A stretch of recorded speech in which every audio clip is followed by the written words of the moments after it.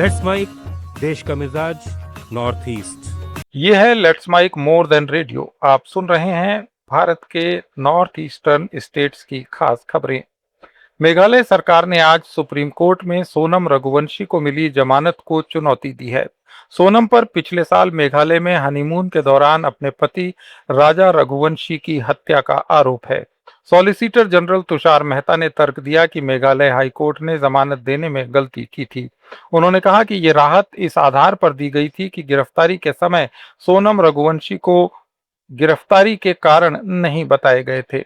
Meghalaya high court ने 29 जून को सोनम रघुवंशी को जमानत देने वाले ट्रायल कोर्ट के आदेश को बरकरार रखा था।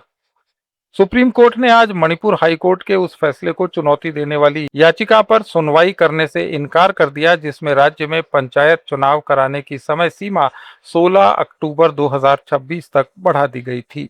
जस्टिस एन कोटेश्वर सिंह और जस्टिस एन वी अंजारिया की बेंच ने फिरोइजम हेरामनी और अन्य की ओर से हाईकोर्ट के 19 मई के आदेश के खिलाफ दायर अपील को खारिज कर दिया।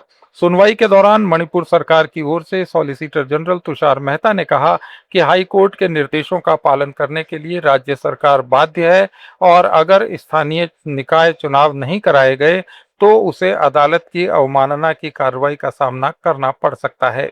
हस्तक्षेप का कोई आधार न पाते हुए सुप्रीम कोर्ट ने कहा कि हाई कोर्ट के आदेश में दखल देने के लिए अपील में कोई दम नहीं है। केंद्र सरकार ने असम में हाल की बाढ़ से निपटने के लिए पूरे सहयोग का आश्वासन दिया है। कृषि और ग्रामीण विकास मंत्री शिवराज सिंह चौहान और संसदीय कार्य मंत्री किरेन रिजिजू ने गुवाहाटी में राज्य सरकार के साथ एक समीक्षा बैठक की। राज्य के मुख्य सचिव रवि कोटा ने बताया कि बाढ़ से असम के 13 जिलों में करीब 72,000 लोग प्रभावित हुए हैं। अकेले धेमाजी जिले में करीब 50,000 लोग प्रभावित हैं और सड़कों, पुलों, घरों और कृषि भूमि सहित करोड़ों रुपए की संपत्ति को नुकसान हुआ है। सीमा सड़क संगठन ने अरुणाचल प्रदेश के सुदूर कुरुंग कुमे जिले में 180 फीट लंबे बेली पुल का निर्माण पूरा कर लिया है। इसके साथ ही सीमावर्ती जिलों के लिए महत्वपूर्ण सड़क संपर्क बहाल हो गया है। बॉर्डर रोड ऑर्गेनाइजेशन ने बारिश, बाढ़ के खतरे और कठिन रास्तों के बावजूद लगातार काम कर इस प्रोजेक्ट को पूरा किया। एक अधिकारी ने कहा कि बेली पुल का पूरा होना राष्ट्रीय सुरक्षा के बुनियादी ढांचे को मजबूत करने की दिशा में एक बड़ा कदम है। ये पुल दूर दराज के सीमावर्ती गांवों में रहने वाले लोगों के लिए लाइफलाइन का काम करेगा। मिजोरम एचपीवी वैक्सीनेशन कार्यक्रम के क्रियान्वयन में देश के अग्रणी राज्य के रूप में उभरा है। राज्य के स्वास्थ्य मंत्री लालरेनपुई ने कहा कि राज्य राष्ट्रीय स्तर पर तीसरे नंबर पर है। आइजल में पल्स पोलियो कार्यक्रम के शुभारंभ के अवसर पर बोलते हुए मंत्री ने कहा कि मिजोरम के लोगों को सरकार से बहुत उम्मीदें हैं, इसलिए अलग अलग हेल्थ पैरामीटर्स पर राज्य के प्रदर्शन को बनाए रखना और उसमें सुधार करना जरूरी है। गुवाहाटी के गोपीनाथ बारदुलाई इंटरनेशनल एयरपोर्ट पर सभी इंटरनेशनल फ्लाइट ऑपरेशन आज से टर्मिनल 2 पर शिफ्ट कर दिए गए।